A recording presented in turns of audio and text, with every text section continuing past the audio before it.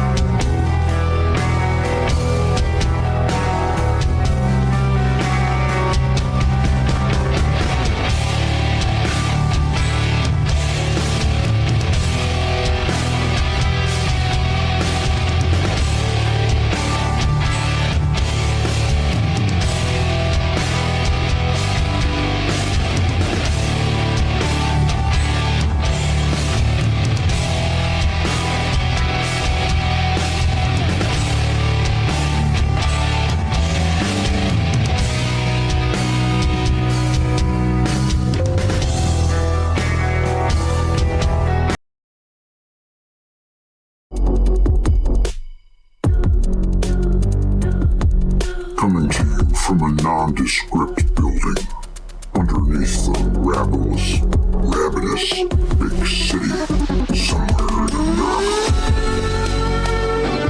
I hope you got your shit pants on. It's time for the Greg J Show. Let's get down. Let's go. Here's Greggy.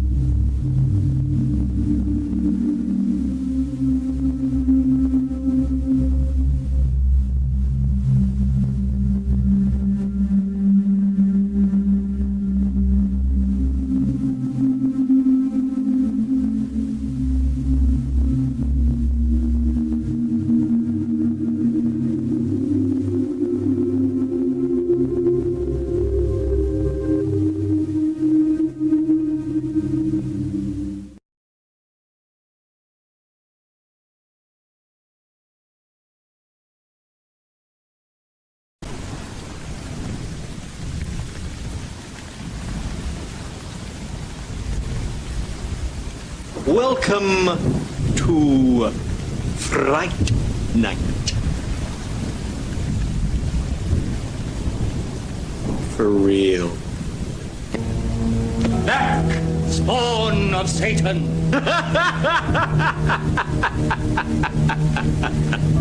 Oh, really?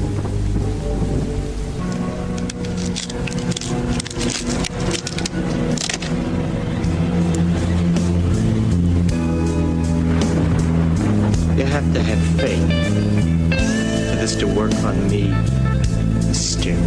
Vincent.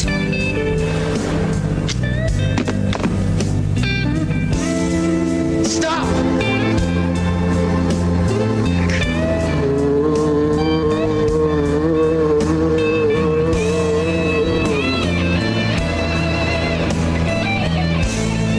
Gonna make it?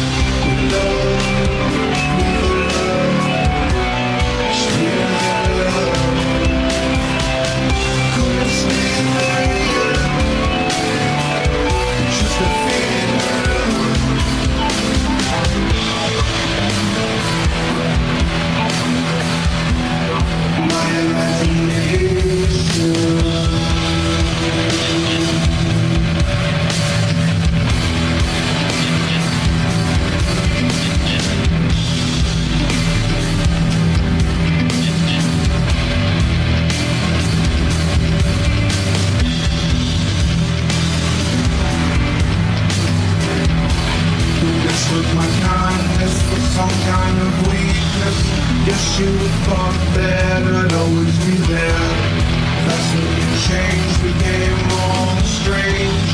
Tell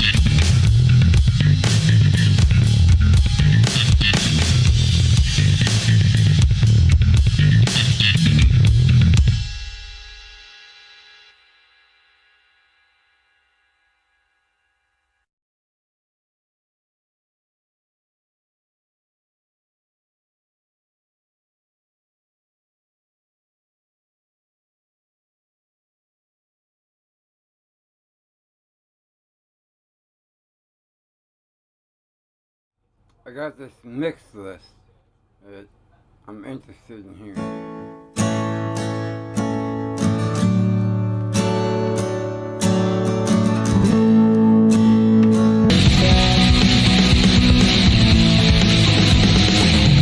When you pull the dagger from your back,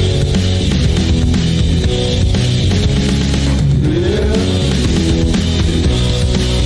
and that's that.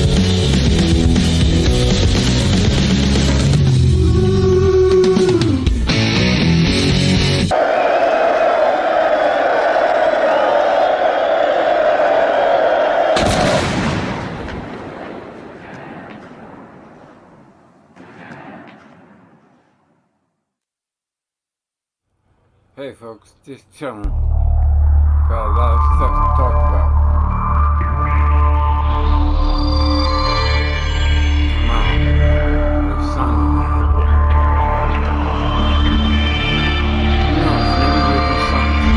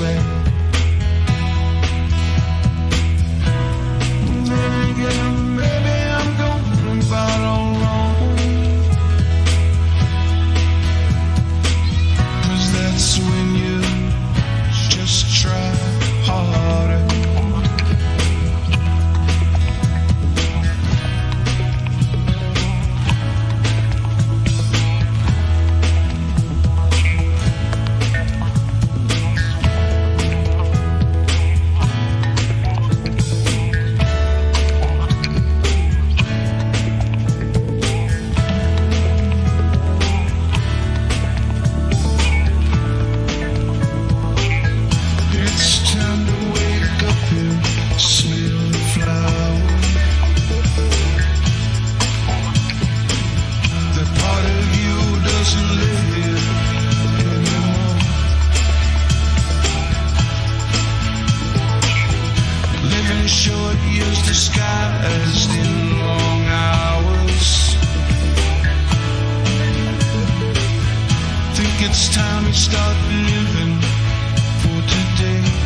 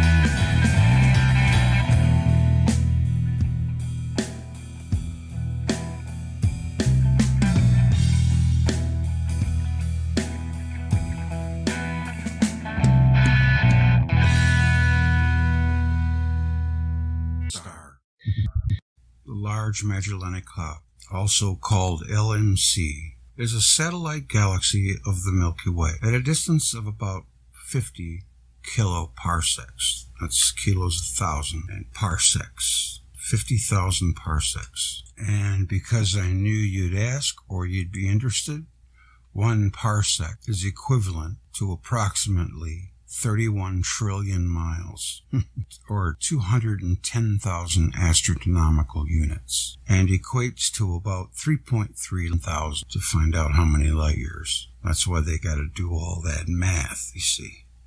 And I lost interest in math when they started adding the alphabet. It's just boring.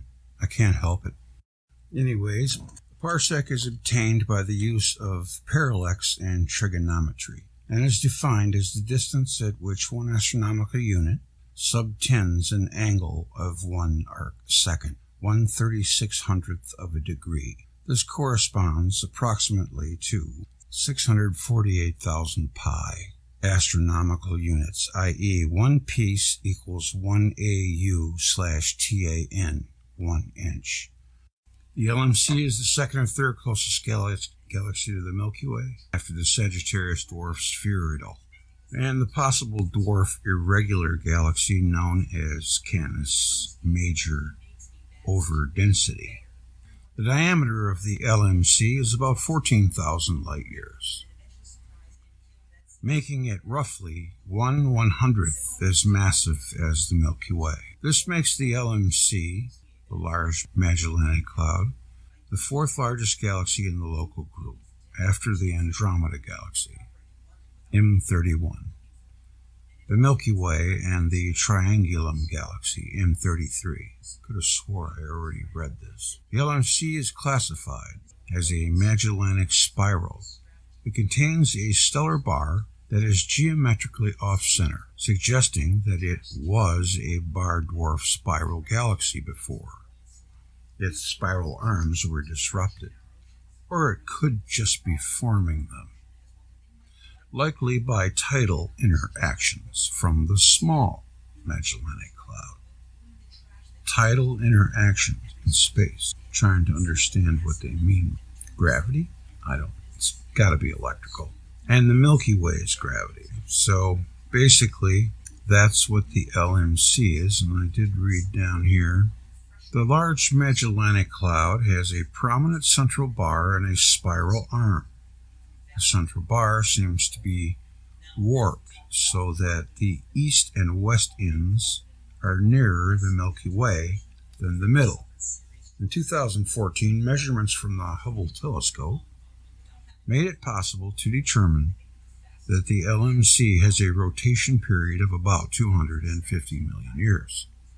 The LMC was long considered to be a planar galaxy that could be assumed to lie at a single distance from the solar system. However, 1986, Caldwell and Coulson found that field Cepheid variables in the northeast lie closer to the Milky Way than those in the southeast.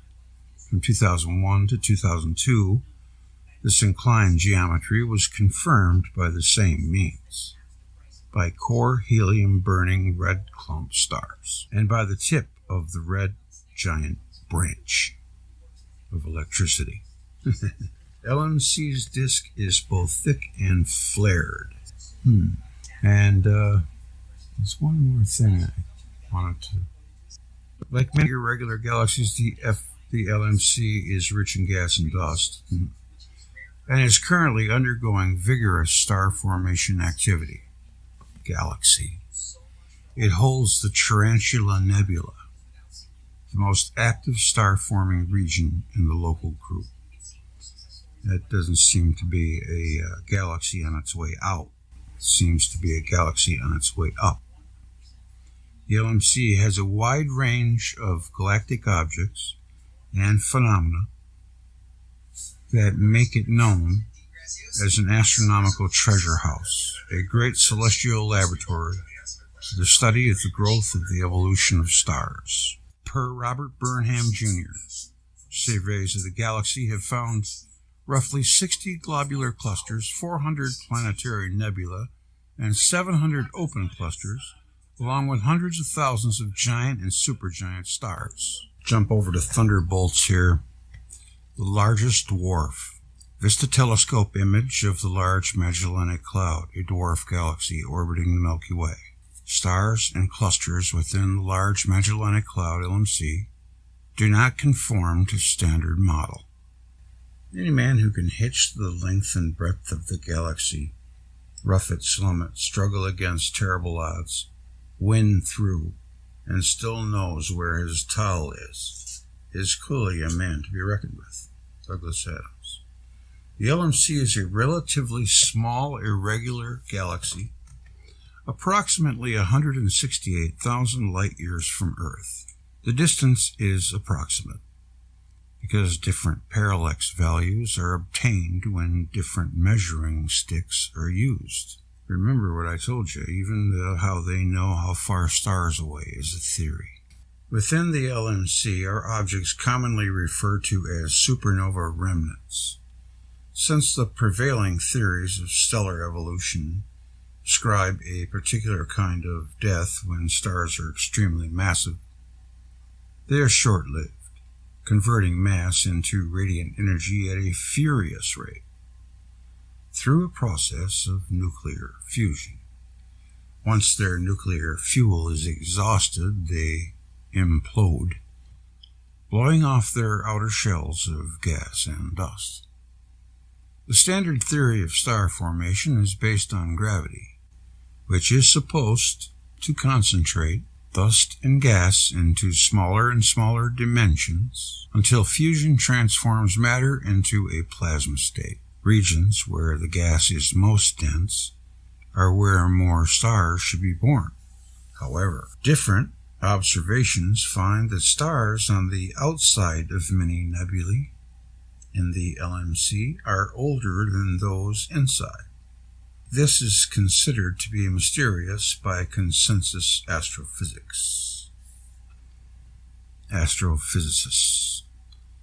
In an electric universe, gravity is most often overshadowed by plasma's behavior. Stars are the loci of galactic z-pinches in Birkeland currents. As written elsewhere many times, positive charge builds up on one side of a double layer and negative charge on the other. Strong electric fields initiate electric charge flow through nebular plasmas.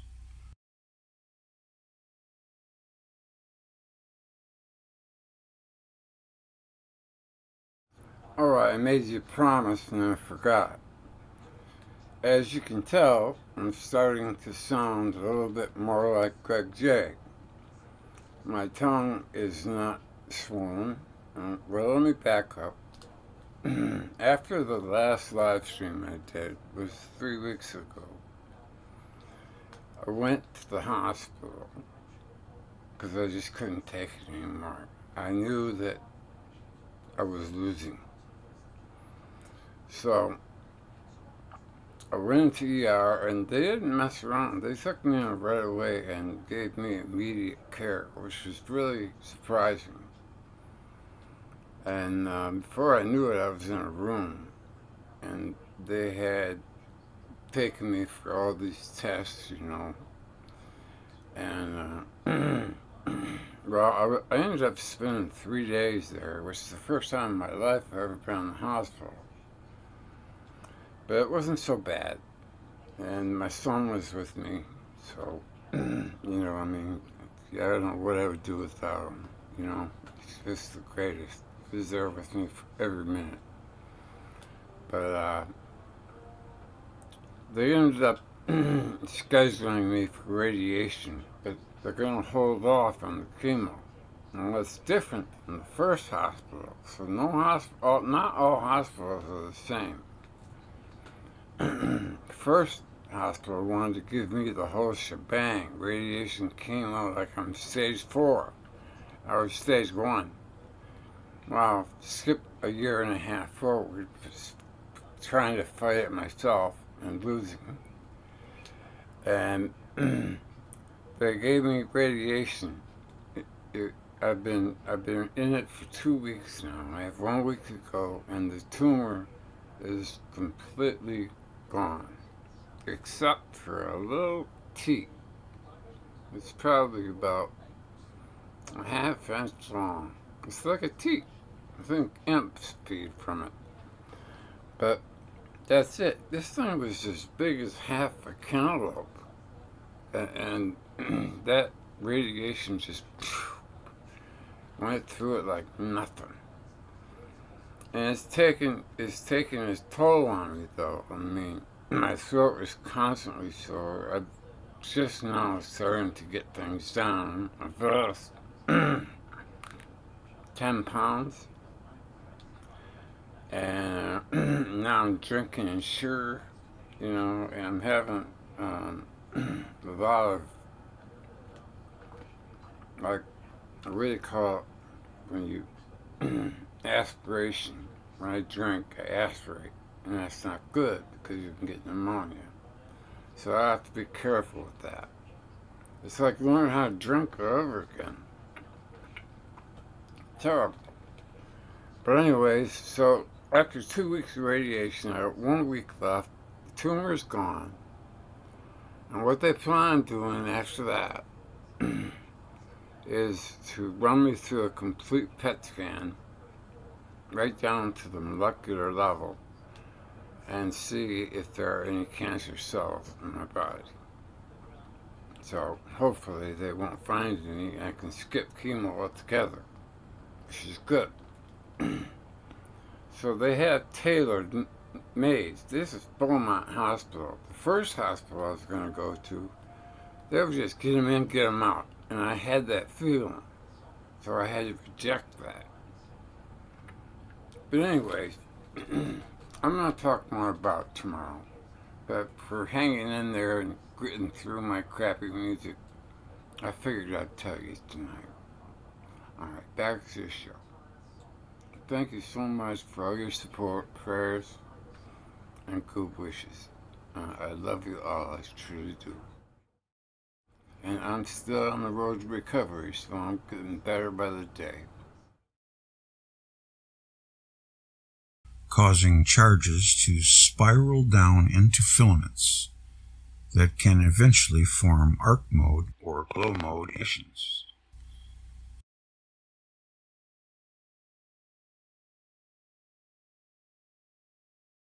There is one more thing. I asked the doctor after, I was going home and all that, and he told me all this stuff. I said, how long do you think I would have lived if I wouldn't have sought treatment?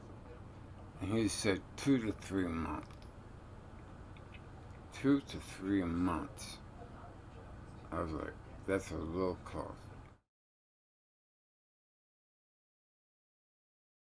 Stephen Smith. Just thought I'd throw that in there since we were on the LMC. It's always good to hear from the Thunderbolts group. A couple of things on SEYFERT galaxies in case you're wondering. I did a little digging on them. Basically, according to mainstream, SEYFERT galaxy, any of a class of galaxies known to have an active nuclei. Such galaxies were named after the American astronomer Carl Seyfert. Seyfert galaxies appear normal in ordinary images, but are extremely strong sources of infrared radiation. Moreover, many are powerful sources of radio energy and X-rays as well. And I picked this here. A Seyfert flare is not really a common term. The authors refer to an energetic outburst from the type of active galaxies called Seyfert galaxies. What do you suppose that energy is? There's only one kind of energy that I know about, and that's electricity. Them Seyfert flares are when they bear quasar. Halton Arp produced such a body of work that is corroborating his research that he wrote a book with it, and they still pretend that he either didn't exist or that he was debunked. And neither one is true. They just make it up as they go. Halton Arp proved beyond a reasonable doubt that quasars are proto-galaxies born from the immense sea of plasma at the core of the galaxy when they are in their active period. They're called SEYFERT galaxies. And I would maintain that they have their young when they're young. Then they settle down and live their lives. So the Milky Way has already had its children. But every galaxy probably goes through this metamorphosis, and new galaxies are born continuously. Life is being reborn every second in the universe. Then the universe would no doubt be eternal, with galaxies constantly being born. Who knows how long has been here? There's no way they can even get close to knowing. They don't even know what a quasar is. I saw a question on a website. Could the Milky Way turn into a quasar? That's mainstream. Since a quasar, by all indicators from the empirical research of Halton, are a proto-galaxy. Just so you know, proto means original or primitive. And the Milky Way is, who knows how old? No, it could never be a quasar again. At least I don't think so. That would be like people reverting back to babies. The Milky Way's young would probably be the Magellanic Clouds. And now I read that they discovered a dwarf galaxy. You see, they're clever. We see quasars coming out of galaxies and they make up gravitational lensing and defeat it in their minds. And that's how we do science, I guess. It's the single bullet theory of cosmology, or should I say the magic bullet. The arrow? Time.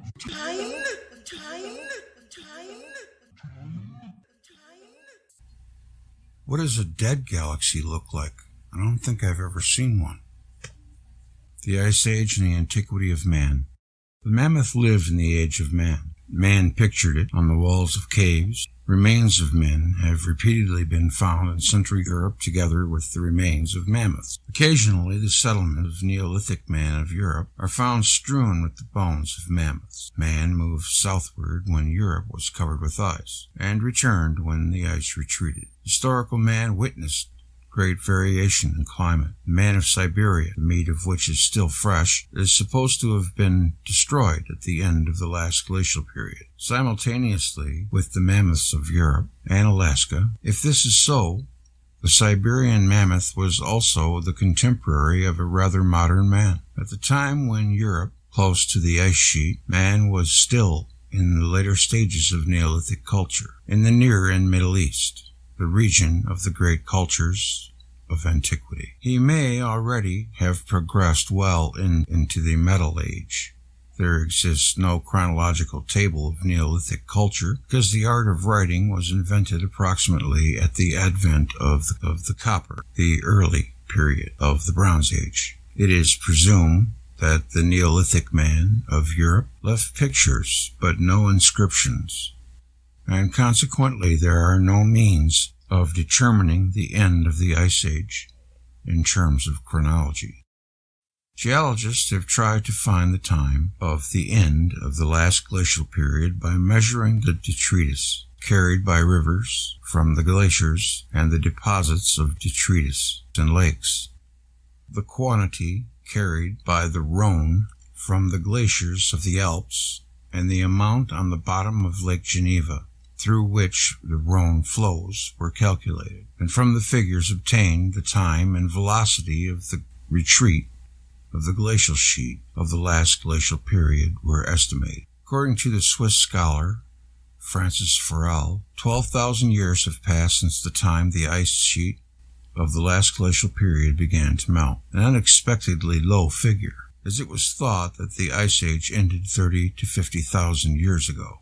Such calculations suffer from being only indirect evaluations, and since the velocity at which the glacial mud had been deposited in the lakes was not constant and the amount varied, the mud must have assembled on the bottom of the lake at a faster rate in the beginning when the glaciers were larger, and if the Ice Age terminated suddenly, the deposition of detritus would have been much heavier at first, and there would be little analogy to the accumulation of detritus from the seasonal melting of snow in the Alps.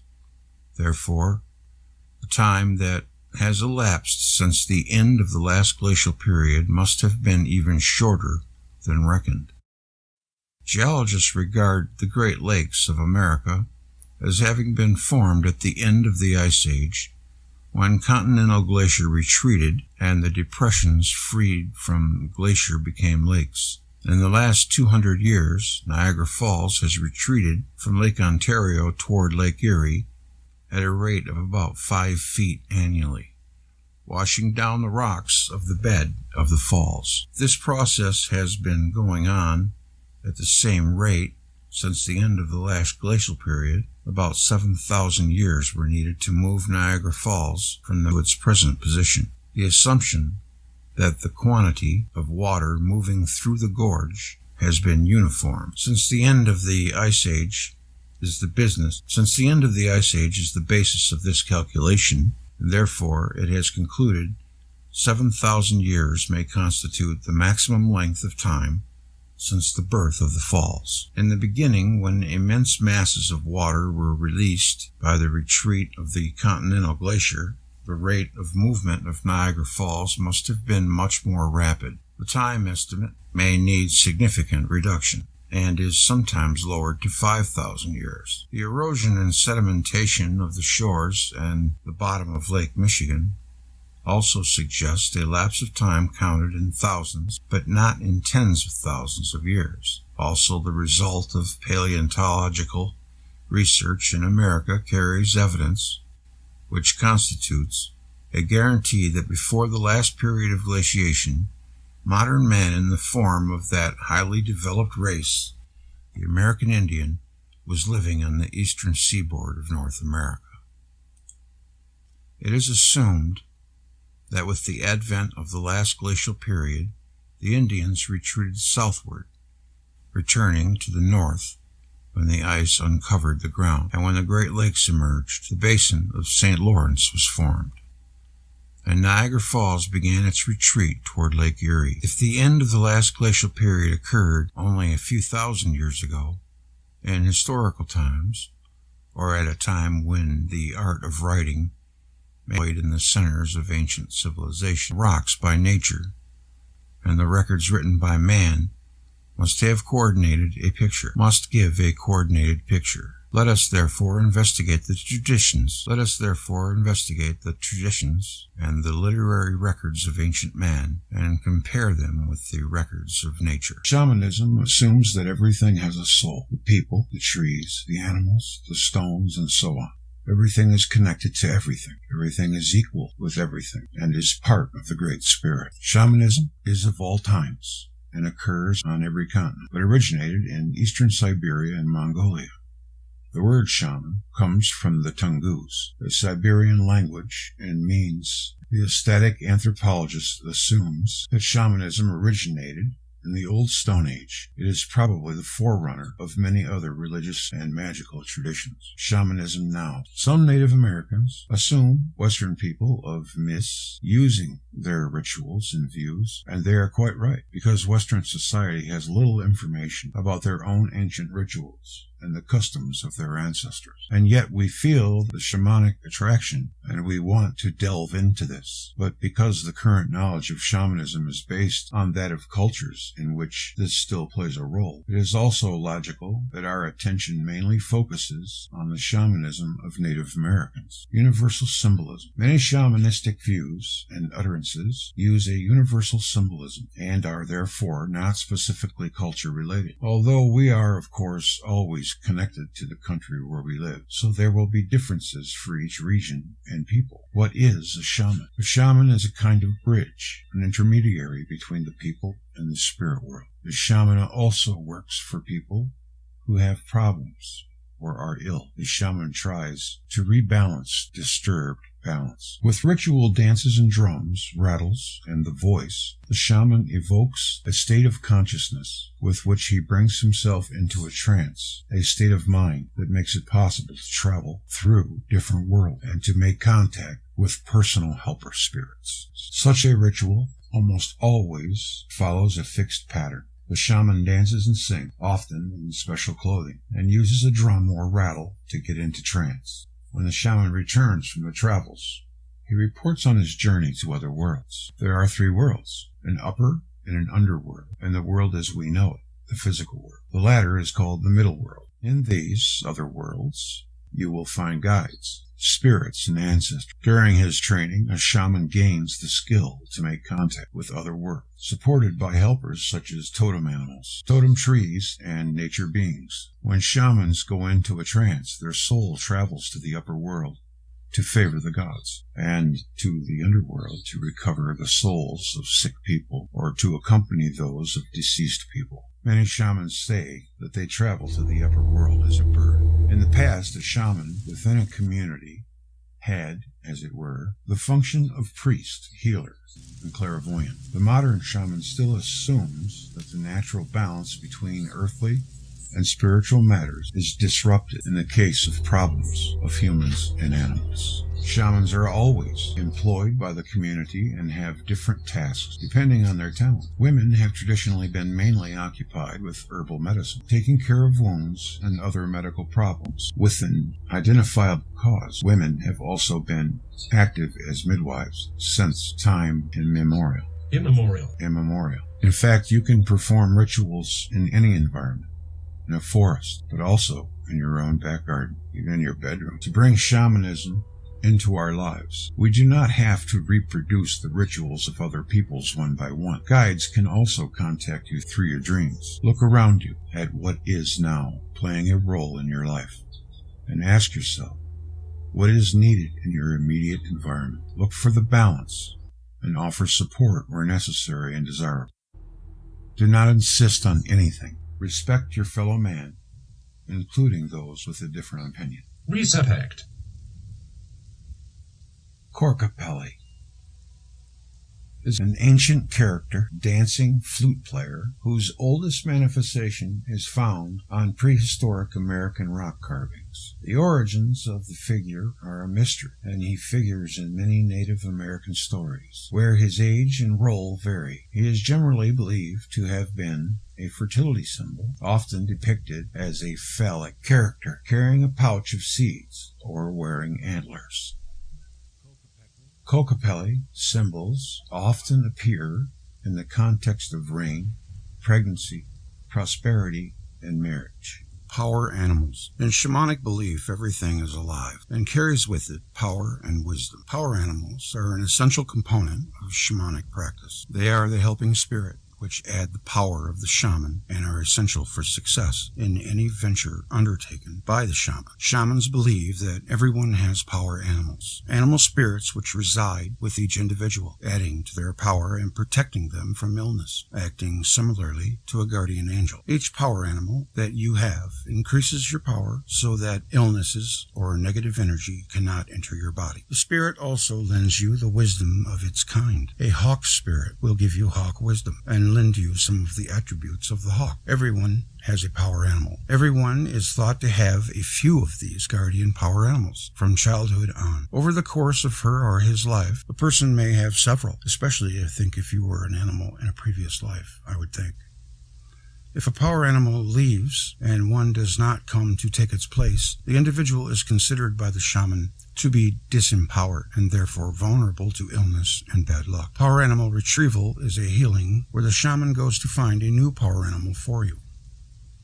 Power animals do not have to be mammals and can be reptiles, insects, or sea creatures. Any living creature can serve as a power animal. Trees can serve as plant and spirit guides. Domesticated animals are generally not considered power animals because they are already in service to human beings. It is possible to have a domesticated animal, but it is more likely to have a wild, untamed animal serve in the capacity of power animal. The gifts that a particular animal is thought to give an individual varies depending on the culture, although there are certain consistencies for certain animals. A particular power animal can come to help you with an issue that is very specific for you. It is important not to lock each animal into a category and be open to the gifts it may be coming to share with you. If you are looking for a book on power animals, Animals Speak by Ted Andrews is very popular. A popular website that describes the qualities of various power animals is www.animalspirits.com. Honoring power animals. It is important to honor your power animal. In many Western cultures, we are not taught to value animals or the gifts that they add to our lives and the world around it. In shamanic work, the power animal is essential. For a shaman who has no power is not going to have very good results. On a personal level, by honoring your power animal, you let it know that its assistance is appreciated. The spirit of the animal is giving up its mobility in order to spend its time with you and assist you with your life. Also, by honoring the power animal, we make deeper connection with it. Honoring it can be as simple as saying a thank you inside yourself, or getting an object which represents it and putting it where you can see it as you go. The COCOPELI figure. Shamanic practice, going 35 miles an hour and just walk away from it. He spent a week in the hospital, but his healing was just nothing short of miraculous. Perhaps his power animals were looking out for him. Finding your power animal. If you would like to find out who your power animal is, consulting a shamanic practitioner is an option. But to discover this on your own, you can ask for a dream and see if anything comes up. You can ask the power animal to show itself to you. And if you start seeing one or another animal frequently, that would be its best way of revealing itself to you. For instance, you are flipping through the channels and see an elk on a nature program. Then later you hear someone talking about going to Elk Grove Village to visit your cousin. You see a sign for an elk's lodge. It is believed that the animal guide can communicate with you by drawing your attention to things around you, and a repetition such as that would be a way of communication. I scoff at nothing, because of course some things sound out there, but that's only because I'm not familiar with that. Why do spirits communicate in symbols? Anyone who has done a few shamanic journeys knows that questions are very rarely answered with yes or no answer. You may also visit a shaman and find that the information they give you is frustrating or doesn't seem to be clear. Why do journeys get communicated in stories and symbols? The information that comes on a shamanic journey is almost always trying to convey something deeper that can be put into words. Words can be rather limited in what they can convey, and yes or no answers do not often convey much depth of understanding or truth. If you take a moment to think about word meaning, you can see what I mean. For instance, what does it mean when someone says they are sad? How much is it? How strong? Is it light or heavy? Is it passing through in the moment? A person would have to use a bunch of words if they wanted to convey exactly in which way they are feeling sad. Many of the words we use have this limitation, and the purpose of a journey is not just to answer a question. There's a deeper reality to any question you pose. Why you are having trouble finding a job right now? What would you need in order to move forward? Even questions of should I or should I not do this thing are tied to more than one aspect of your life, your being and your history. So when you get an answer, it is in the form of a story or a metaphor, or even a sensation or a smell. It is meant to convey something. The stories and metaphors are usually not literal. When you ask a question in a journey, the purpose of the answer is not only to give you a deeper understanding, but it is also meant to shift you into a new direction. Sometimes you get an answer that makes no sense to you, and one day what it means becomes clear. Sometimes the answer may never be clear to you. The answer may not need to be clear. That is, because a journey answer is meant to speak to you on many levels. Some of these are levels that you may not be conscious of. Your subconscious is aware of a bunch of stuff that you never think out loud. For instance, many of us have had that moment where we said, I knew there was something wrong with that person. Maybe it was a boyfriend or a girlfriend, neighbor, or business associate. I'm not talking about instances of hindsight, but times where you realize only after the fact that you knew that there was something wrong with that person, that you kept telling yourself you could trust. The way I think of it is that you did know, but you didn't know out loud. You weren't fully conscious of knowing. and therefore your knowing was more like a whisper. I get it all the time. I just assume it's intuition. So when you get a symbol, this includes a story, sensation, a metaphor, or a song. And it speaks to this deeper part of yourself. This part of you knows what the symbol means in a quiet way. Once that part of you receives the information, shifts can occur at this deeper level. You didn't know that the lion answered your question, but you begin to start considering bold ways to approach your problem. The rain and the somber field you saw in your journey did not seem related to the question, but a few days or a week down the road, a forgotten memory comes back to you and gives you information on why you're stuck right now. The field and the rain conveying a feeling, and a deeper part of yourself found that related memory and brought it back into your awareness. I'm always drawn to the rain. That's something about it. I can't really explain it, but I love rainstorms. Shamanic answers are meant to penetrate your being and to be penetrated by you as you work to understand them. In the process, you may or may not be able to see how changes are occurring in your life. Some people keep a journal of their journeys and then go back later to reread them later. I have heard people talk about something they've journeyed on becoming clear later, or being able to see that each journey plugged into a greater picture conveyed over time. There's no telling what a journey answer's ultimate purpose is. Even a yes or no answer is likely deeper than you think. I used to journey and ask questions like, "Are you really sure I should be a healer?" I would get the answer, "No." And in pause, I'd feel insecure and think, that can't be right.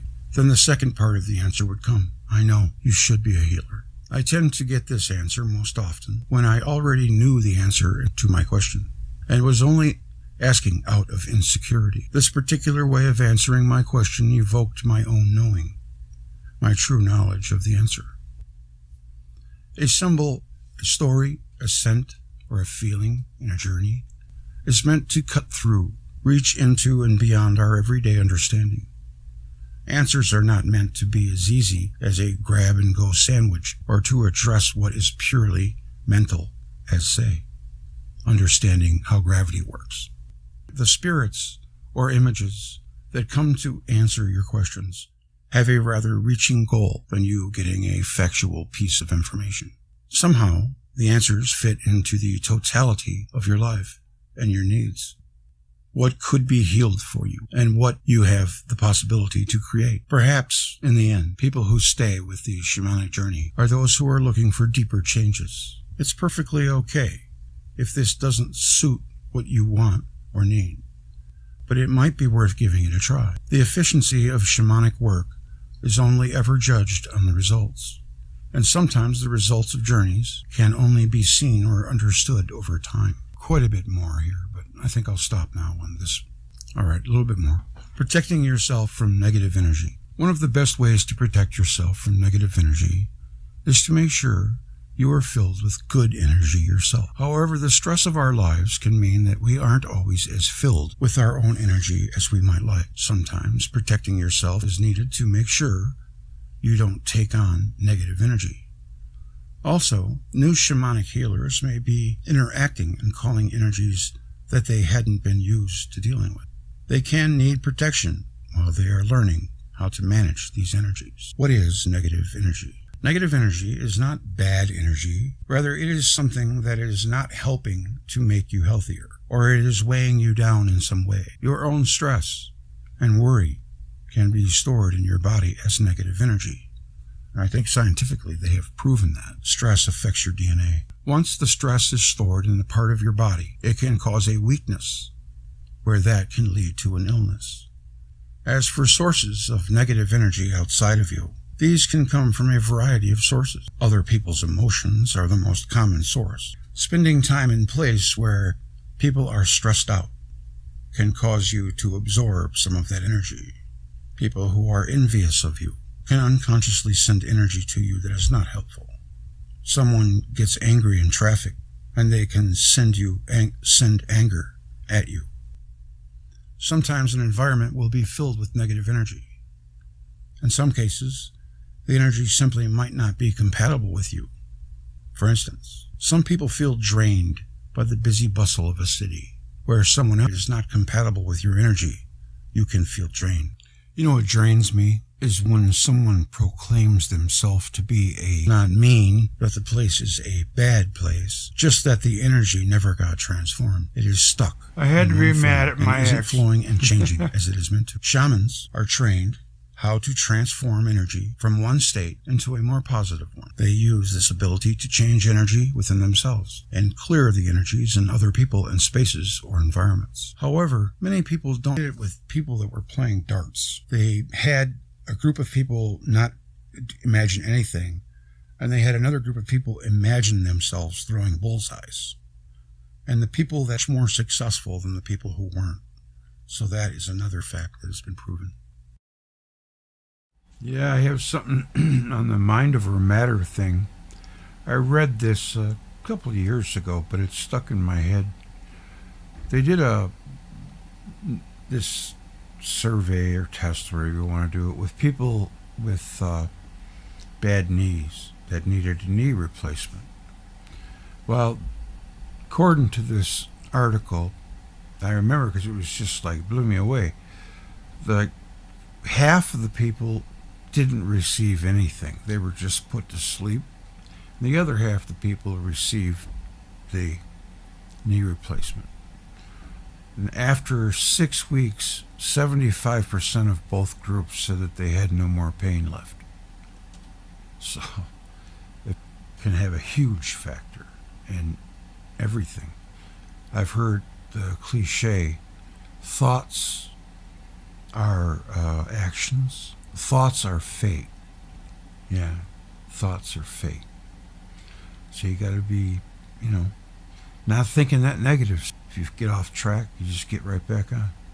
Okay, this is almost over. That's what it reminded me. Whether you know it or not, you have an innate ability to protect yourself from the energy that is not helpful or healthy to you. Using a visualization is one of the ways you can engage that ability. Even though you can't remember how to create protection, your body knows. So the visualization sends the message of what you want to do so that your body can do that. Most visualizations involve seeing yourself surrounded by protection of some kind. I do that all the time. My light is gold. Eventually, your visualizations won't be needed anymore as the protection becomes a habit. You don't want to be too heavily protected all the time, though. It's not healthy to be disconnected from your environment. Healthy energy protection should allow you to be more open to the world around you. Visualization that completely block out the energy of your environment should only be used occasionally, such as when you are in an especially negative environment. It's best that what you visualize allows positive energy to enter and leave through the protection. Some visualizations. Blue egg. Visualize a see-through blue egg that allows good energy to come in and out and keeps bad energy out. The egg surrounds you as you go about your day. Mirror. Visualize a mirror that bounces negativity energy back to the sender.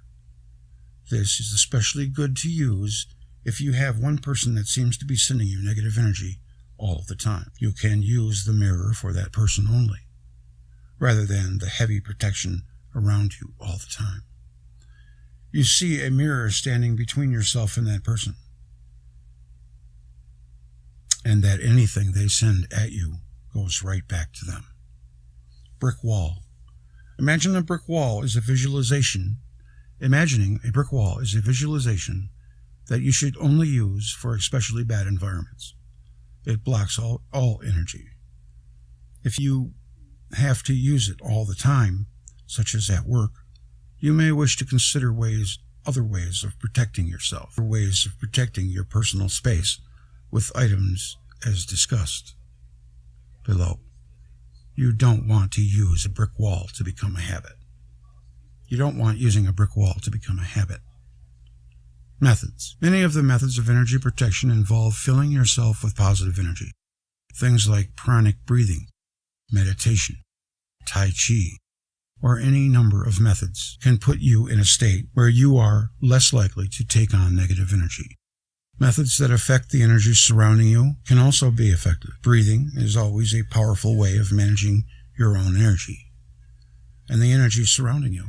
Sound can also be powerful, and something as simple as humming can clear your space near you of negative energy. You can ask a guardian spirit or power animal to put protection around you. They will not do this unless asked, out of respect for your personal space. However, they can offer very powerful energy or to provide yourself protection personally. The Ice Age and the antiquity of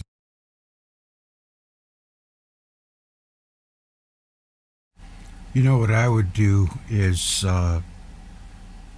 if I was playing ball or something like that where I needed my concentration and doubts crept into my mind, because sometimes you get them doubts in your head, what if I fail? Well, you're on your way to fail. You got to know you're going to succeed. And I always imagine myself taking a little piece of paper and then throwing it away. Sometimes I actually make the throwing motion. Just get out of my head. And you're supposed to not think. It's just like anything else, If you're shooting a foul shot, if you're whatever, you have to concentrate. You're driving off the tee or you're trying to put down an important putt. It's all the same. You got to have that confidence, because doubt is what helps you beat yourself. Hey, I just came up with that. That's pretty good. Let's write that down. All right, I got one more for you before I sail off into the west. Different skies. I'll be right.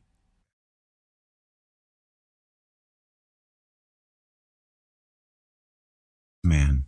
The mammoth lived in the age of man. Man pictured it on the walls of caves. Remains of men have repeatedly been found in Central Europe together with the remains of mammoths. Occasionally, the settlement of Neolithic man of Europe are found strewn with the bones of mammoths. Man moved southward when Europe was covered with ice, and returned. By the way, I'm in chat. Historical man witnessed Discord, if great variation in climate. The man of Siberia, the meat of which is still fresh, is supposed to have been destroyed at the end of the last glacial period, simultaneously with the mammoths of Europe and Alaska. If this is so, the Siberian mammoth was also the contemporary of a rather modern man. At the time when Europe, close to the ice sheet, man was still in the later stages of Neolithic culture. In the Near and Middle East, the region of the great cultures of antiquity, he may already have progressed well into the Metal Age.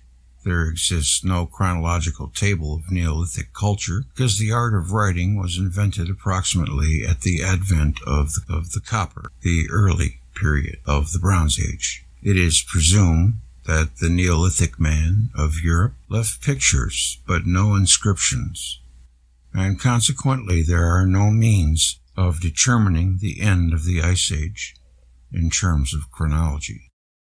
Geologists have tried to find the time of the end of the last glacial period by measuring the detritus carried by rivers from the glaciers and the deposits of detritus in lakes, the quantity carried by the Rhone from the glaciers of the Alps, and the amount on the bottom of Lake Geneva through which the Rhone flows were calculated, and from the figures obtained the time and velocity of the retreat of the glacial sheet of the last glacial period were estimated. According to the Swiss scholar Francis Forel, 12,000 years have passed since the time the ice sheet of the last glacial period began to melt, an unexpectedly low figure, as it was thought that the Ice Age ended 30 to 50,000 years ago. Such calculations suffer from being only indirect evaluations, and since the velocity at which the glacial mud had been deposited in the lakes was not constant, and the amount varied, the mud must have assembled on the bottom of the lake at a faster rate in the beginning when the glaciers were larger. and if the Ice Age terminated suddenly, the deposition of detritus would have been much heavier at first, and there would be little analogy to the accumulation of detritus from the seasonal melting of snow in the Alps. Therefore, the time that has elapsed since the end of the last glacial period must have been even shorter than reckoned.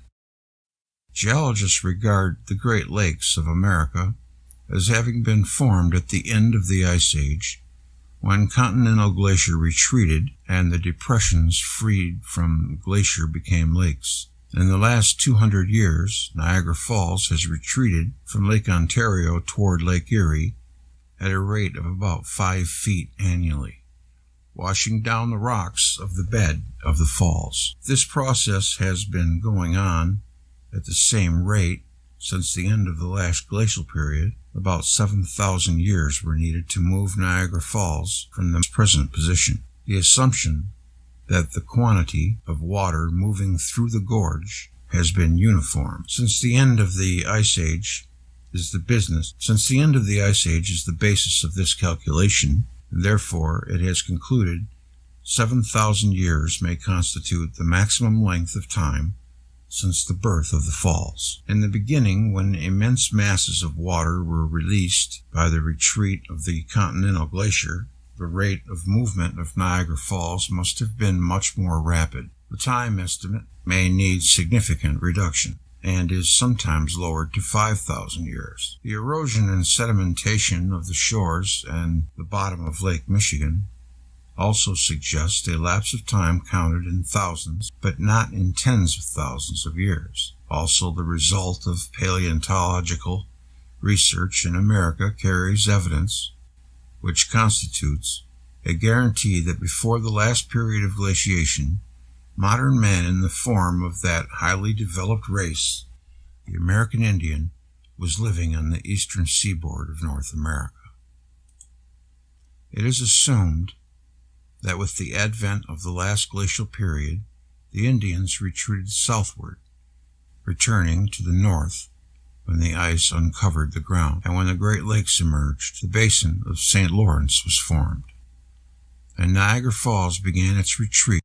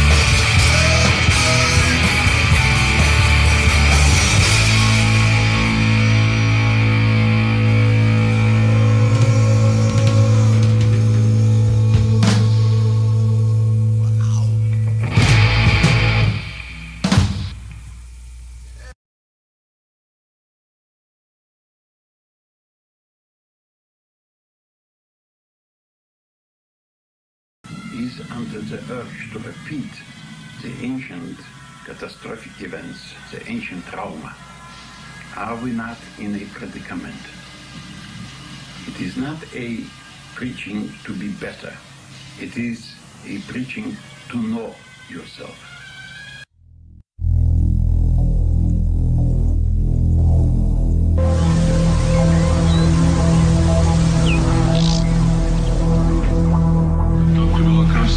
What do you think is the effect of this collective amnesia in the future? The effect is very great, not only in the future, it was also in the past. Because as long as a man doesn't remember his past, he acts as a neurotic, a person who suffered a traumatic experience. Due to this traumatic experience, suffered also an amnesia, a local amnesia, so to say, not spread through all his personality, but in this case, in the human race, we have something that is comparable with a single personality that suffered a trauma.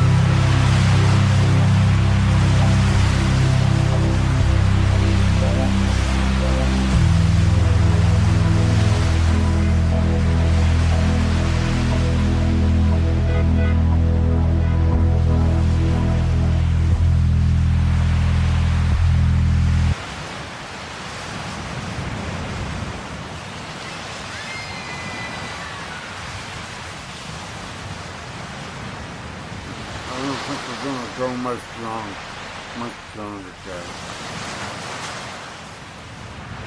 We're getting close to the end. This is just an inconstant kind of keep everything up, say hi. And letting them still around, still kicking. Better than ever. Excuse me. Anyway, Sunday's show is still on.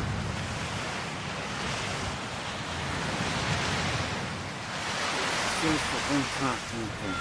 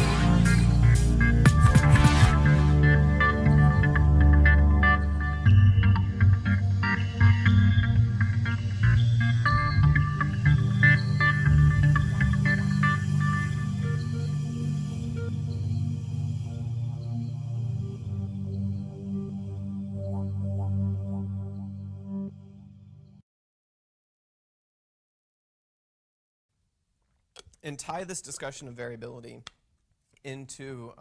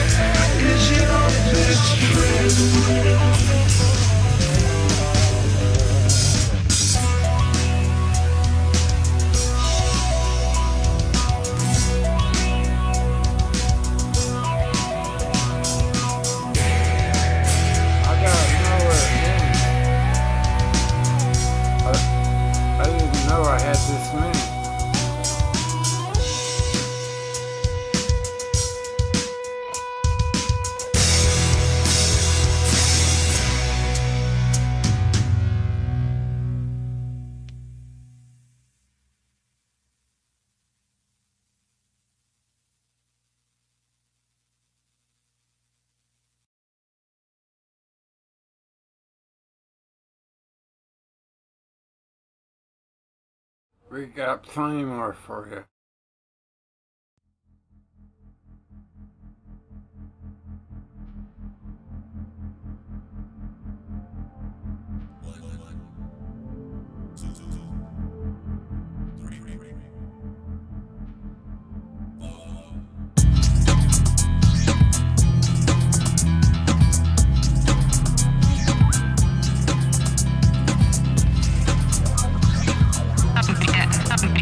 Yeah.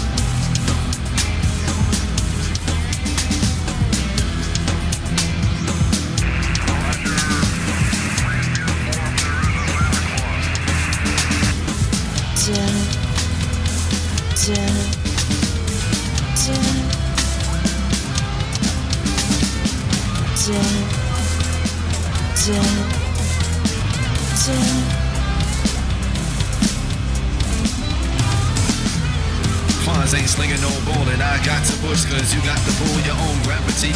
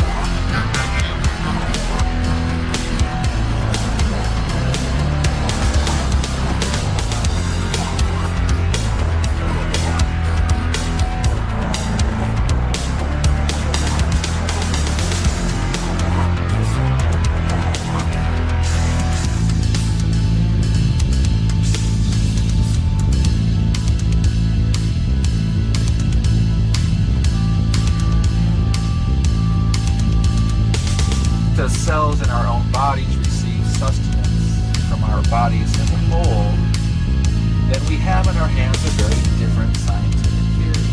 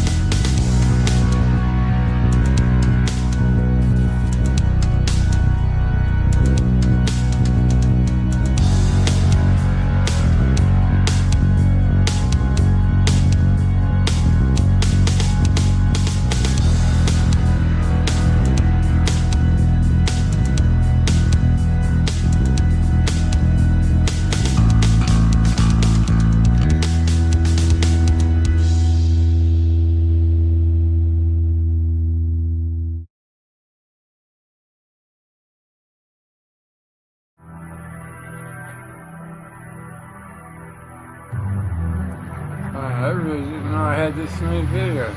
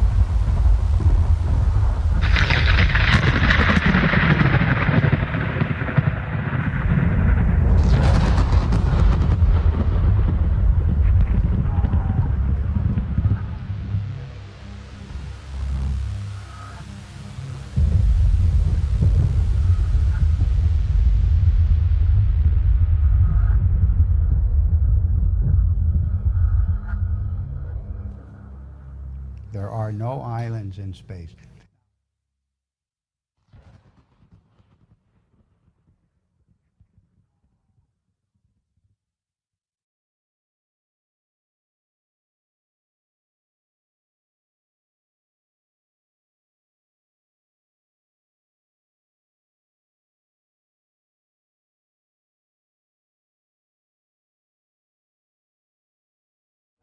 Let's see, is that it?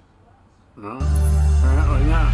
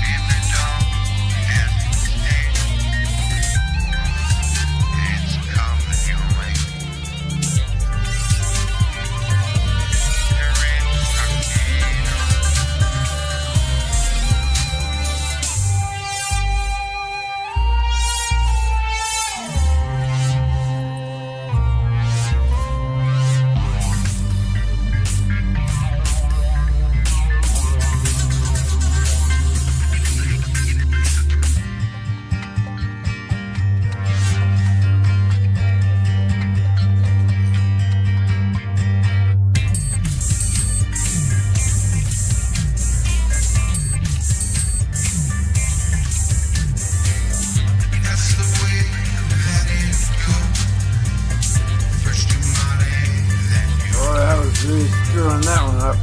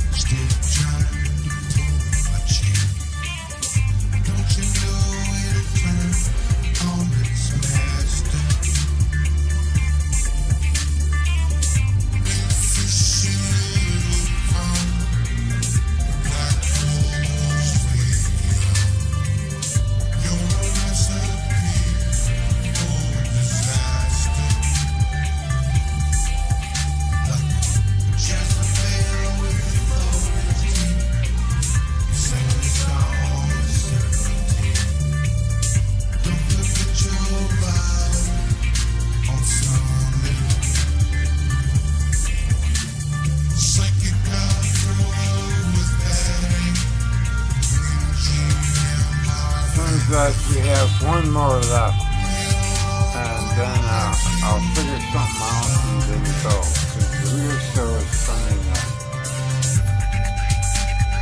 I just felt like doing this. I don't know why.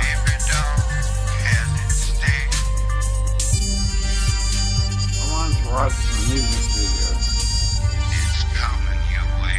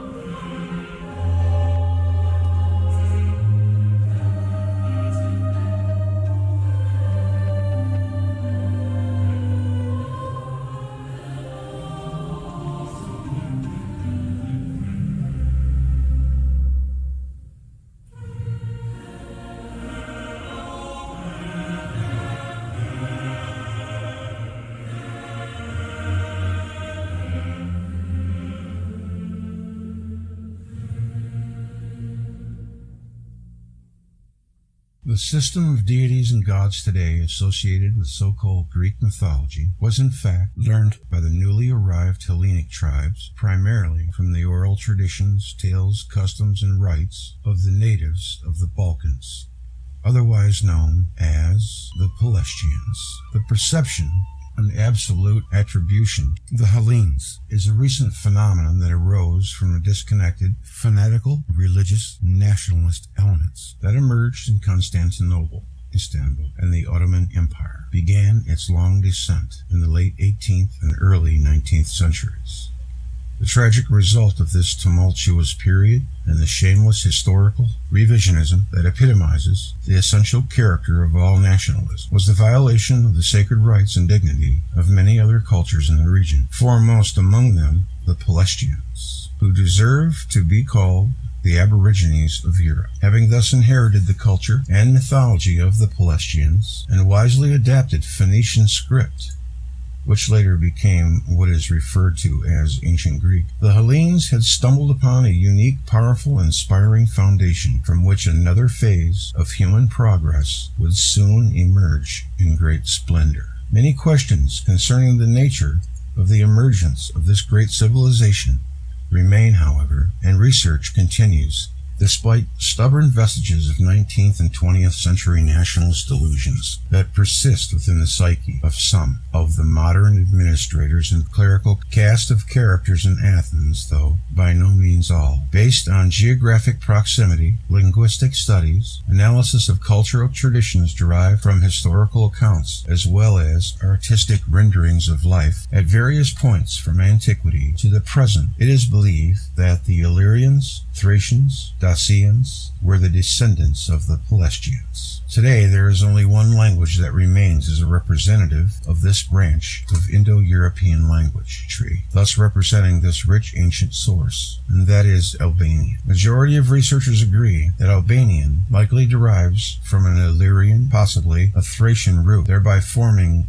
what is referred to as the Thraco-Illyric branch. Thus, from this conclusion, it is only natural for some objective scientists and fair-minded citizens of Europe to speculate that this language may have been a Pelasgian dimension that would fill in some of the gaps in our understanding of how the coagulation of a new culture emerged from the pre-Hellenic period through the wondrous Hellenic age. One of these gaps or anomalies in our understanding of antiquity is the existence of many names of the mythological gods that cannot be explained by ancient Greek. Some have attempted to compare Albanian roots with those names in order to derive their meaning. In more cases than can be labeled simply coincidence, the Albanian language appears to offer valuable clues, in some cases outright explanations to their meanings. In particular, a respected Greek intellectual from the oppressed Arvanite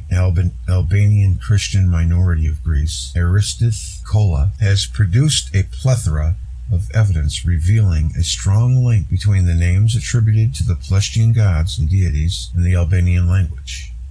Soon as the clouds were set in motion, the winds breathed mirth and frankincense. The Vedas contain hymns to Agni, which glows from the sky. Its fragrance became the fragrance of the earth. That fragrance of thine, which the immortals of yore gathered up, the generation of those days when the star conveyed its fragrance to men on the earth, is immortalized in the tradition of the Hindus. The Vedic hymn compares the fragrance of the star, Agni, to the scent of the lotus. I wonder if that might be why people wear perfume and cologne today, because their smell does tend to precede them and linger after they left. That was a long chapter. And we've only got, that was just one sub-chapter of chapter 6. Still got 2 more to go. 3 more to go in part 2.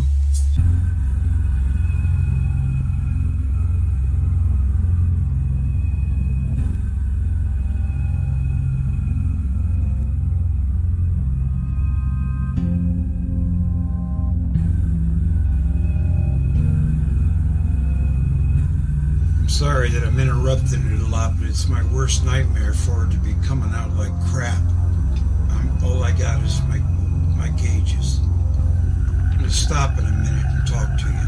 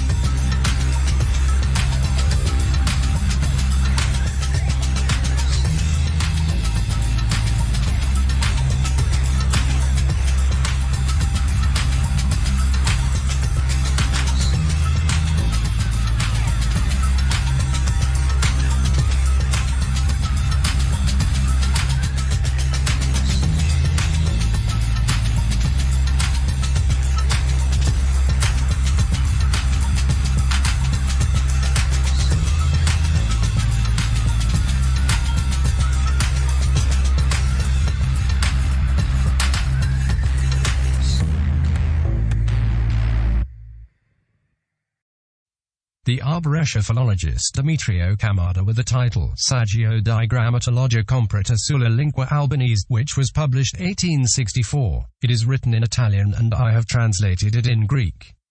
Demetrio Camada was the founder of the Albanian philology. He supported the theory that Albanian language was an ancient Greek language which was spoken before the time of Homer. He also suggested that Albanians should use a modified Greek alphabet for their language instead of the Latin alphabet. The book of the Arvanite philologist Albanian, The Three Living Dialects of the Greek Language, in which he proves the ancient Greek origin of the Albanians and that Albanian is a Greek dialect. The book of the medical philosopher and linguist Ikovothomopoulo with the title Pelasgic about the language of Pelasgians. Ancient Pelasgian transcripts deciphered with the modern Pelasgian Albanian and Greek language, ed. 1912. The Greek Pelasgian, Greek Albanian civilization, the ancient Greek philosophical view of the world. Pelasgology, the suppressed science, alternative linguistics, archaeology and anthropology, book with the title The Origin of Albanians. Linguistic and Ethnological Study has just published. The Greeks and the Albanians have a common origin from the Proto-Greek race of Pelasgians. Ancient inscriptions in Greece and Asia Minor that are written in Albanian. The Indo-European theory is a big lie. The Indo-Europeans did not exist but only Pelasgians who moved to the North Europe and East spreading their language and civilization. The Greeks and the Albanians are autochthonous in Balkan. The cradle of the Pelasgians were the Hellenic area, Greece. The Pelasgians spoke either Greek or Albanian. Some groups of residents of Greece spoke Greek and some other groups spoke Albanian. Greek and Albanian is the mother of the so-called Indo-European languages as well as of languages that belong to other linguistic families. The Greek Pelasgian civilization predates the Eastern civilizations. The Sumerians were Pelasgians. The Sumerian language consisted of Greek and Albanian words and its structure was similar with the structure of the Albanian language. The theory of ex oriente lux, the light from the east, is overturned and the theory of ex Balkan lux, the light from the Balkan, is supported with proofs, as the Balkan was the cradle of civilization. 7. The modern Greeks are descendants of the prehistoric inhabitants of Greece, and thus the various pseudo-theories that the Greeks are Slavs are overturned. 7. The modern Greeks are descendants of Pelasgians, in other words of ancient Greeks, Albanians, Vlachs, Dorians and Thraco-Illyrians. People of Crete are descendants of Minoans. The Greek tribe Sarakit-Sanoi are the most ancient people of Europe. The Greek tribe Sarakit-Sanoi are the most ancient people of Europe. 8. The significant part of the modern Greeks are Arvanites who were of Albanian origin and at the same time more Greeks than the other Greeks. 9. The peoples of the Balkan Peninsula are of Greek and Albanian origin. The Slavic-speaking inhabitants of the Balkans are not of Slavic origin. The Slavo-Macedonians are descendants of ancient Macedonians. The Bulgarians are Greek Thracians. The Bosnians and other Slavic-speaking populations are Illyrians Albanians. The Vlachs are not Romanians but of Greek origin. The Turks of Western Asia Minor are largely of Greek and Albanian origin. Thus the ethnic picture of the Balkan Peninsula and Asia Minor is restored. 10. Kosovo, Dardania is Albanian. In Kosovo the Albanians lived thousands of years before the arrival of Serbs in 6th century AD. The Greek-Serbian friendship is a big myth. There is nothing in common among Greeks and Serbs the exception of religion. Religion is not a reason for the existence of a Greek-Serbian friendship. All the truth about the origin of the people of Epirus and Macedonia, ancient and modern. 11. The Albanians in the 19th century had a Greek consciousness and wanted to unite with Greece as a Greek-Albanian state. The Greeks liked this option. In 1907 a protocol of Greek-Albanian understanding was signed by the Greeks and Ismail Kemal, who later became Prime Minister of Albania, for the creation of a Greek-Albanian federation. 12. Nationalism in the Balkans served and serves the interests of third parties which aim to divide and conquer. The Balkan people must unite and be friends due to common descent. Let strength in unity. The Greeks and the Albanians are the two people with the most common historical roots. They are blood brothers. 13. The relations between Hellenism and Christianity in Byzantium, more correctly in the Eastern Roman Empire, and the period during Turkish rule. The Byzantine Empire was not Greek, but a Christian anti-Greek empire that destroyed the ancient Greek civilization and hated everything Greek. The Byzantine Empire banned the sacred Greek name Hellenes and replaced it with the despicable name Romeos. 14. The Greek-Serbian friendship is an anti-Greek myth. Serbs are the despicable nation of Balkan. Serbs did atrocities and genocide against Albanians in Kosovo and Bosnians. Serbs in the past claimed that Aegean Macedonia was Serbian. The Serbs were one of the first states that recognized FYROM as Macedonia as well as the existence of a distinct Macedonian nation. So where is the Greek-Serbian friendship? 15. The myth of Greek-Russian friendship. All these Greek pseudo-politicians and pseudo-intellectuals of the left and right ideology who say that the Greeks should turn to Russia, are they conscious of the silliness? Have they heard about panslavism? Do they know that Russia was historically an enemy of Greece and sought the Aegean Sea? Do they know that Russia was among the first states that recognized FYROM as Macedonia? So the Greeks who held Russian flags in the demonstrations against FYROM are ignorant of history. We gotta have a show Sunday.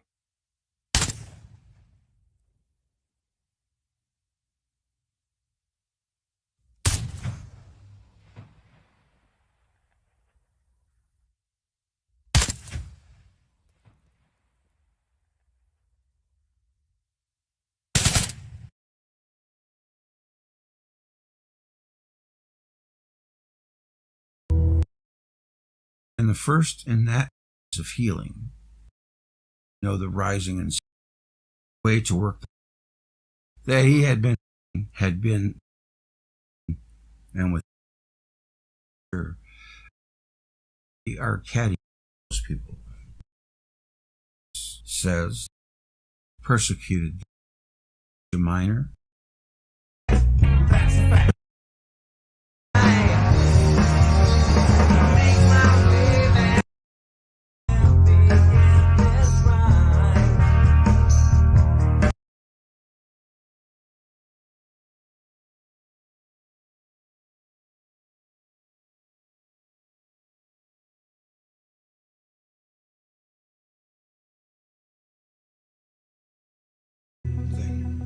Don't pick it up.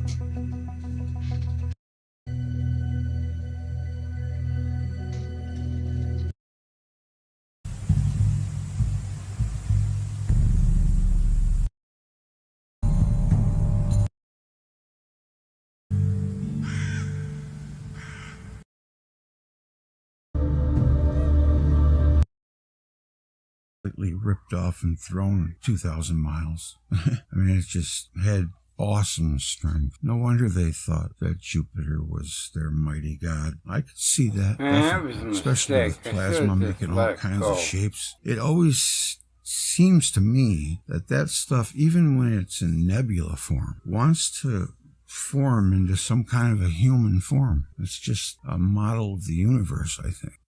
Some of those nebula pictures, especially the girl, the ballerina, or the girl it's just uncanny how much that looks like a real person. And can you imagine with the ancients, if they saw something like half that good? They'd be trembling, ready to cut their babies' hearts out for it. That's one thing. They didn't, I don't know, where did their compassion go at that point? One's got to wonder.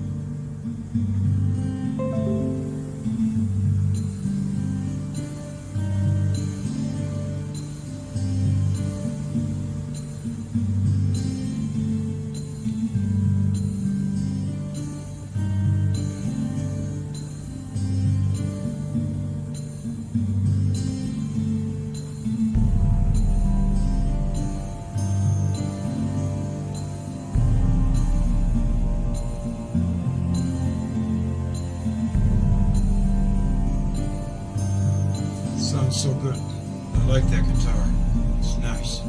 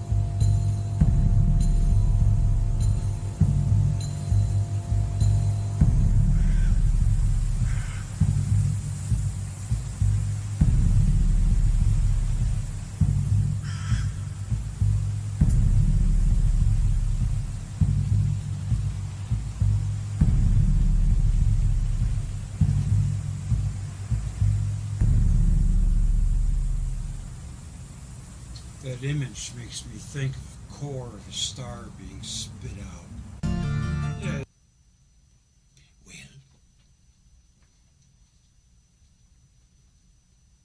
let's hear it.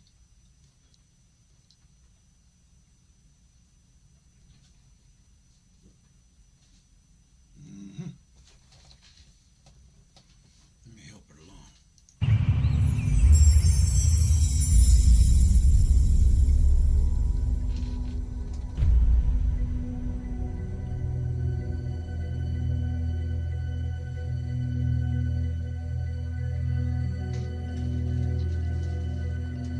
There's one or two more Pelasgians coming. I gotta make it quick because I've gotta be done before 11. I put a bunch of stuff on there. And I have to have it on display capture because the OBS won't pick up the Windows movie. That was the last Pick it up. thing. So I have to put it on. People are awfully forgiving. Or they just don't understand.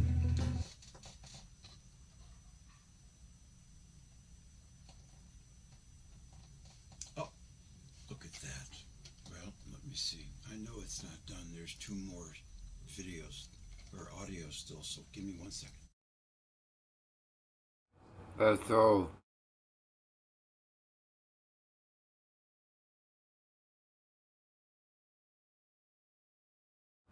I screwed it up. I should just let it go.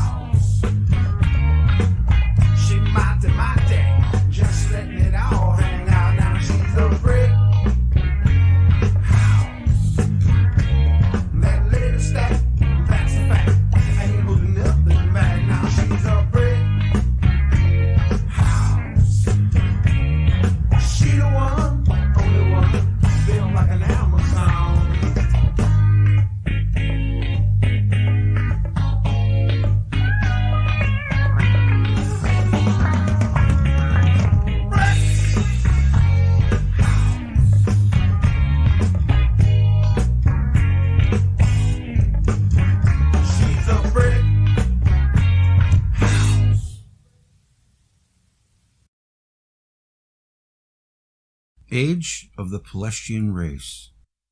A race of people arrived from Asia, whom the Greek authors named in general Pelasgians and Terseni, occupied the biggest part of Europe even before the migration of the Greeks, Celts, and Germans to the lands of this continent.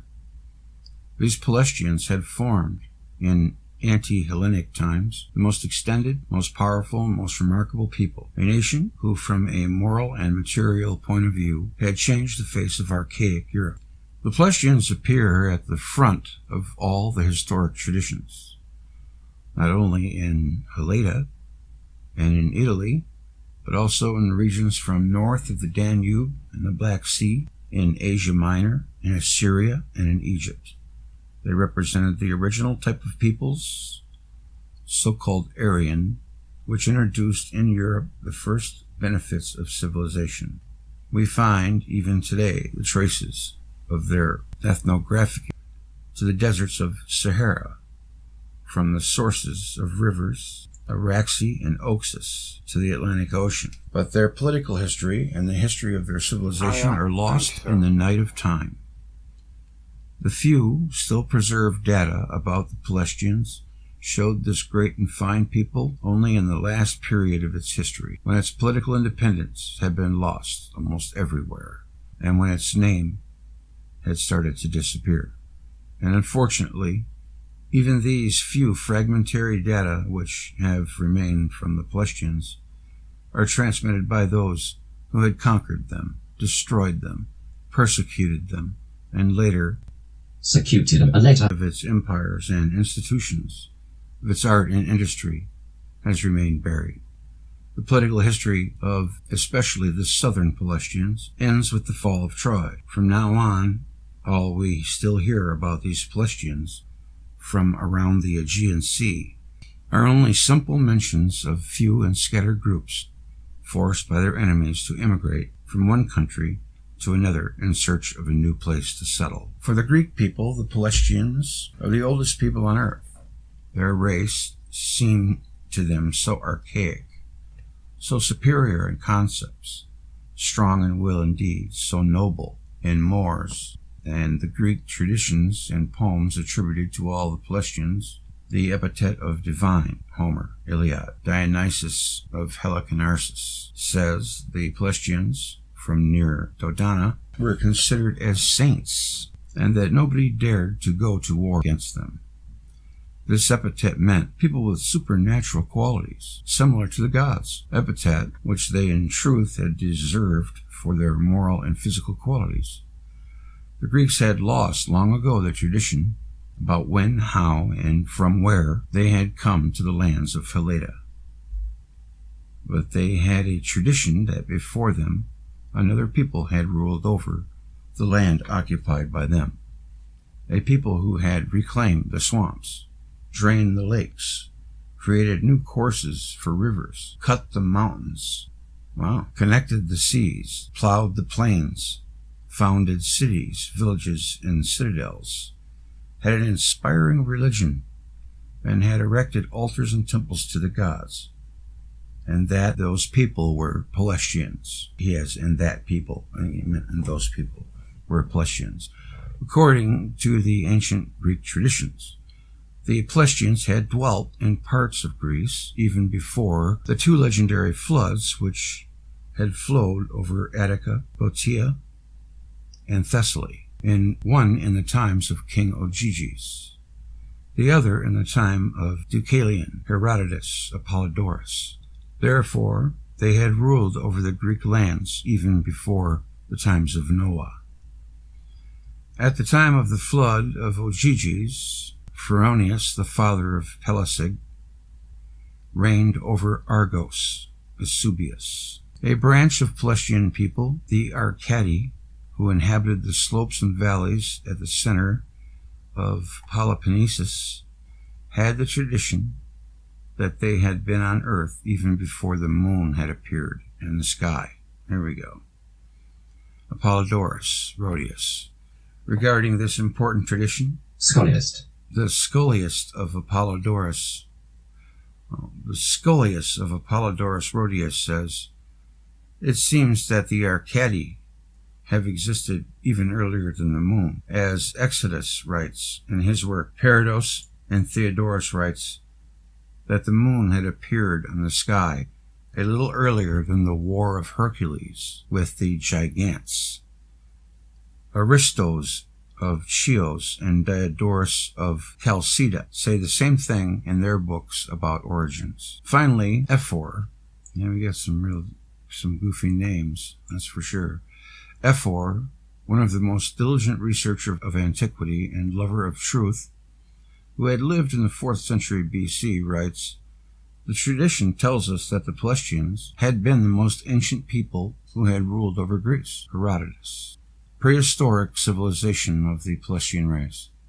When the Pelasgians appeared for the first time in the land of Helena, they did not find here, as traditions tell, but a wild population scattered through mountains and woods, living in caves, without a society, without laws, without religion, and without useful knowledge.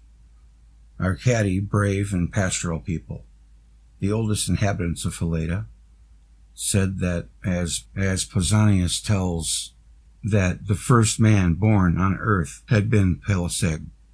As Pausanias tells us, the first man born on earth had been Pelasg, a man distinguished for the size, the strength, and the beauty of his figure, who surpassed all the other mortals for the qualities of his spirit. That is, Pelasgi, after starting to reign, had been the first to teach the people to build huts to protect themselves from cold, rain, and heat. That he had taught the people to make clothes from sheepskins, and he had forbidden them to continue to eat leaves, roots, and weeds, out of which were dangerous for their health. That he had taught the people to stop eating any sorts of acorns, but only from oaks. And the ancient epic poet Asius writes about the Pelasgi that he had been born from the black earth on the high slopes of the mountains, to be the beginner of the mortal genus. Another representative of the ancient Pelasgian civilization had been the divine Prometheus, the son of Lapit, the son of Gaia. The poet Eschyl, in one of the most beautiful works of his, presents Prometheus explaining the benefits that he had brought to mankind. "These people," says Prometheus, "did not know either the art to build brick houses in the light of the sun, or the way to work the wood, but they dwelt underground in the dark of the caves, exactly like ants. They had no certain sign by which to know when winter came, when spring, the seasons of flowers came, when the sun, the season of fruit, came, but led a life from one day to another, completely lacking any knowledge, until I taught them to know the rising and setting of the stars. Things difficult to know. Apart from this, I taught them the system of all useful sciences. I discovered the writing and the way people could remember all the sciences. I was the first to yoke the animals, which could be used for transport. Nobody else but I have invented the sailing ships so that the people could cross the sea. Till now, if it happened that one fell sick, one died from lack of means of healing, until I showed them how to make medicines and how they can cure all the diseases. I have introduced various modalities of knowing the future. And finally, who could affirm to have discovered ahead of me the useful things hidden underground like copper, iron, silver, and gold? Pelasgi and Prometheus are personifications of the ancient Pelasgian culture, and everything they invented or created, according to traditions, belongs to the genus of the entire people. There also existed in Crete an old tradition of Pelasgian tribes, had been the first in that island to teach the people to form flocks of sheep and to domesticate other types of animals, pigs, goats, cattle, horses. That they had taught the people the art of throwing the spear, the Pelasgian national weapon, and to live in a community, a communal society, and especially that they had been the initiators of goodwill and the regular and moderate life to adore Siculus. The data we have about the ancient history of the Pelasgians correspond entirely with the facts presented by the archaeology of the Neolithic epoch. The Pelasgians appear, according to ancient historical traditions, as the same population as the Neolithics, who had introduced in Europe the first elements of civilization. See, I'm trying to see if they were giants. It sounds kind of like it to me, but I don't know. They had introduced in Europe the first elements of civilization, domesticated animals, and the cultivation of cereals, and a more advanced industrial art.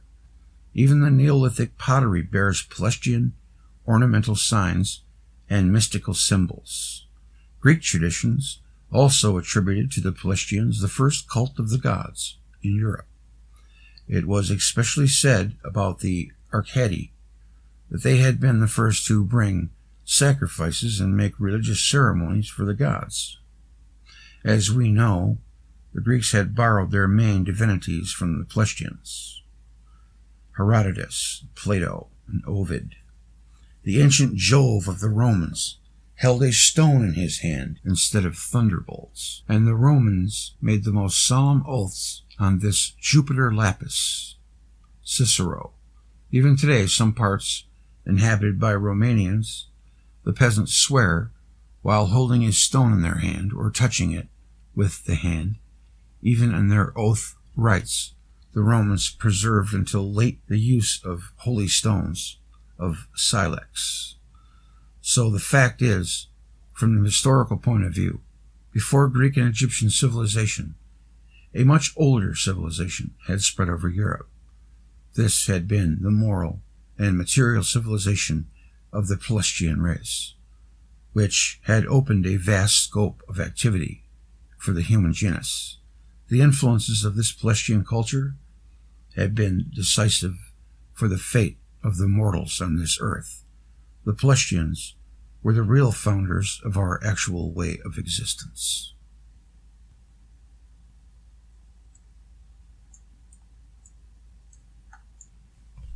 The system of deities and gods today associated with so-called Greek mythology was in fact learned by the newly arrived Hellenic tribes, primarily from the oral traditions, tales, customs, and rites of the natives of the Balkans, otherwise known as the Pelasgians. The perception an absolute attribution to the Hellenes is a recent phenomenon that arose from a disconnected, fanatical, religious, nationalist elements that emerged in Constantinople, Istanbul, and the Ottoman Empire, began its long descent in the late 18th and early 19th centuries.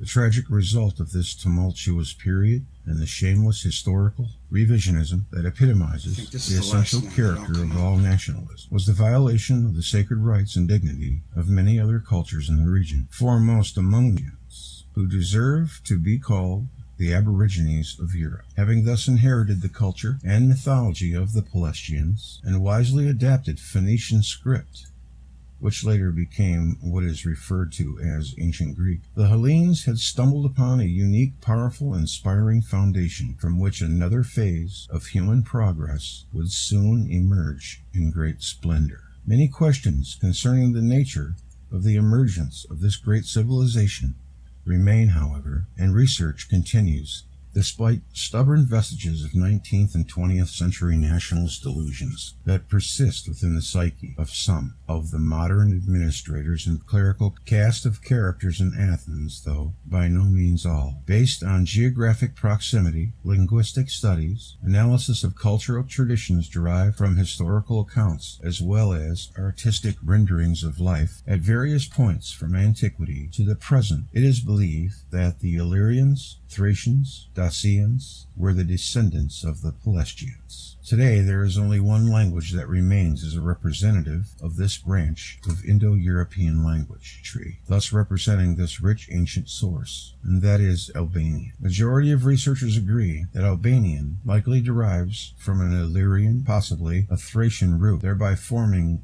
what is referred to as the Thraco-Illyric branch. Thus, From this conclusion, it is only natural for some objective scientists and fair-minded citizens of Europe to speculate that this language may have been a Pelasgian dimension that would fill in some of the gaps in our understanding of how the coagulation of a new culture emerged from the pre-Hellenic period through the wondrous Hellenic age. One of these gaps or anomalies in our understanding of antiquity is the existence of many names of the mythological gods that cannot be explained by ancient Greeks. Some have attempted to compare Albanian roots with those names in order to derive their meaning. In more cases than can be labeled simply coincidence, the Albanian language appears to offer valuable clues, in some cases outright explanations to their meanings. In particular, a respected Greek intellectual from the oppressed Arvanite Albanian Christian minority of Greece, Aristith Kola, has produced a plethora of evidence revealing a strong link between the names attributed to the Pelasgian gods and deities and the Albanian language.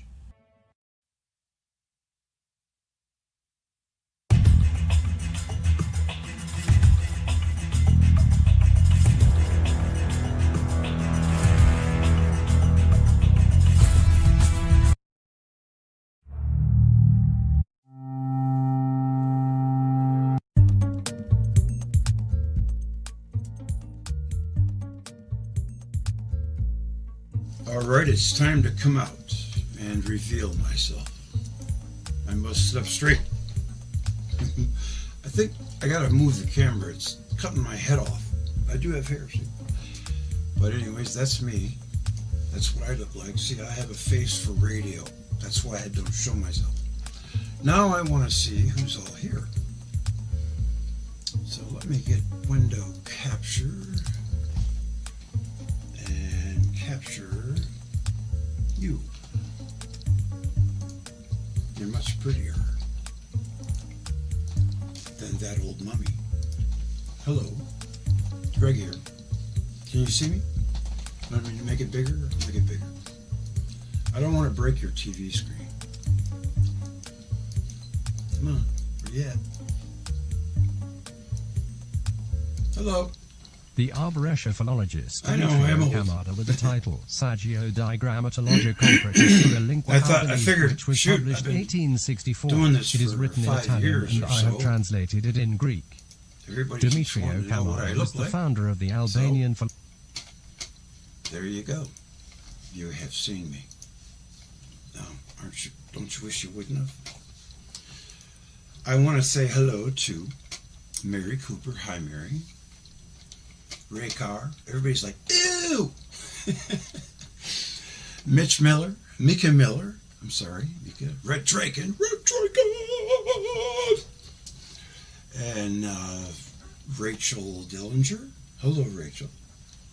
Randy Garcia. That's not Rachel, my daughter Olivia's friend, Rachel, is it? Or Raquel? No, that's Raquel. I'm sorry. No, can't be you. Donald Wages. Yeah, Rachel Dillinger. Randy Garcia. Meredith. Wonderful Meredith.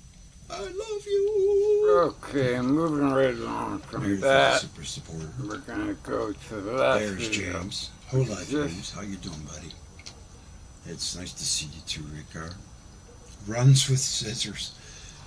You look just like us. Yes, that's me. I am just like you. That's a compliment, actually. At least you're not running. Right, isn't it funny? Or twinning out. No. I figured, what the heck? See, I do. Right? That was BC, before cancer. Now I'm about 40 pounds lighter. I look trim, I look good, but, thank God I kept myself in shape. That was the best thing I could have did. Because I really needed it. I really had to draw on it. But I don't understand why.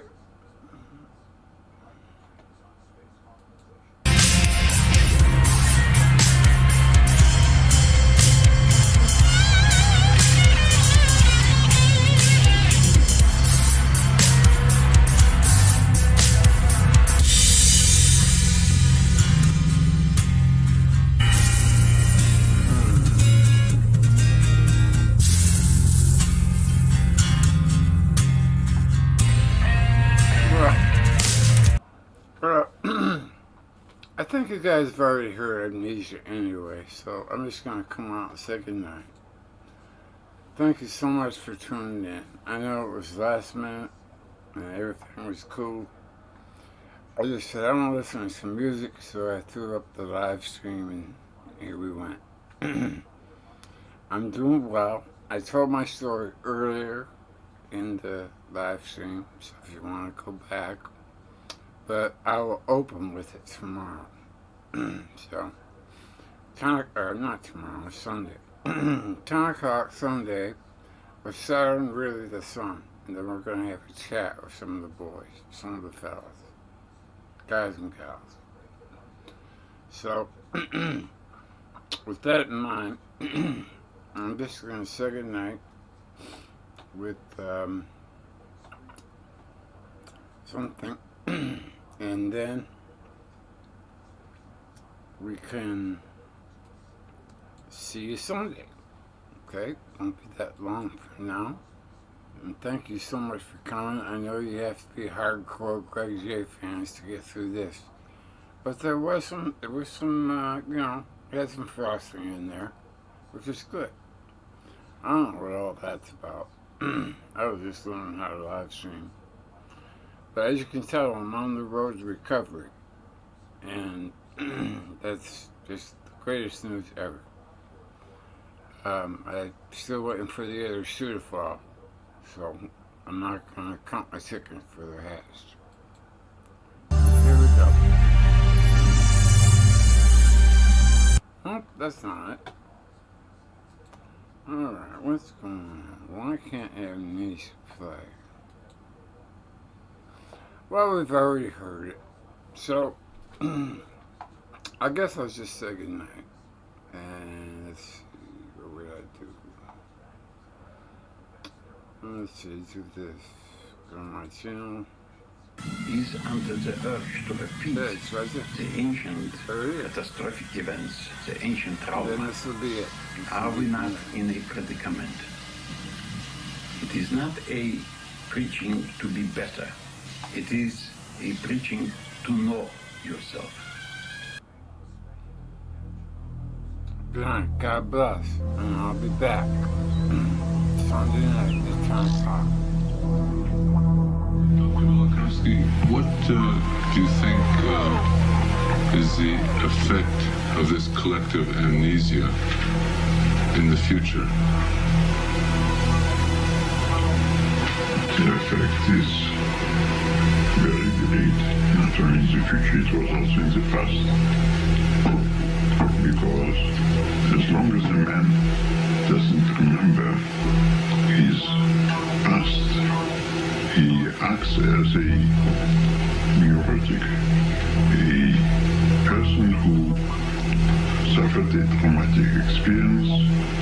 Due to this traumatic experience, suffered also an amnesia, a local amnesia, so to say, not spread through all his personality, but in this case, in the human race, we have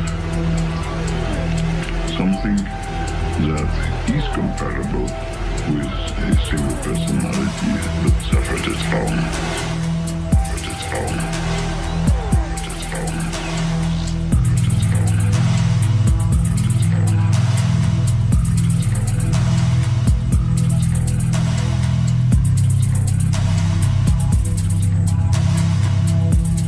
We have to wake the world up. There is no common sense in nuclear war. Whoever even thinks of it will be put in prison.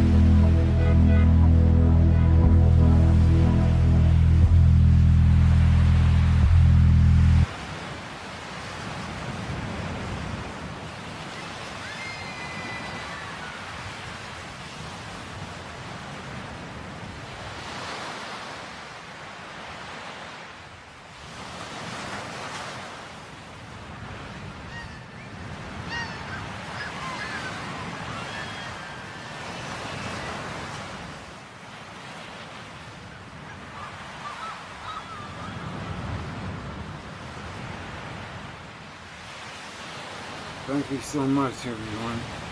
I hope to see you tomorrow night. So, correction, Sunday night for the real show. Good night.